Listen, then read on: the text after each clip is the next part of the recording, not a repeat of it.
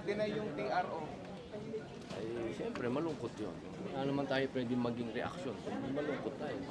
Pero sir, alam niyo ba kung si Senator Bato? Kasi yun po yung lumabas na ano, tungkol sa CCTV. Wala po tayong alam. Send comment lang po dun sa sasakyan niyo, sir. Doon daw sumakay si Bato po. Dapat kayong mag-comment. Kasi kayong tanong ng tanong. Hindi yun, nakita nyo na lahat, di ba? Sir, sabi niyo po last time, pag may official investigation, magsasalita na po kayo. Ngayon po may pinalabas na CCTV na magkasunod po Official kayong lumabas investigation? noong May 14. Magkasunod daw po kayong lumabas noong May 14 according dun sa nilabas na CCTV. Ano pa kailangan sabihin ko doon? Nakita nyo na.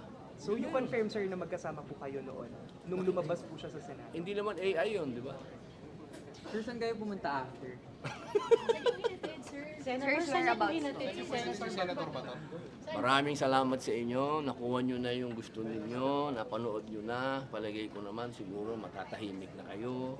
Lahat ng tinatanong nyo.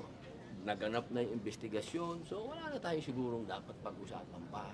May Diba? illegal po ba doon, sir, sa ginawa ninyo? Ano po? May illegal po comment, ba? sir. Pa doon? Ay tanong natin sa kanila kung may illegal. Kasi sa amin, tandaan ninyo, ang Senate, ang sabi ng aming SP, hihintayin namin ang warrant ng local court.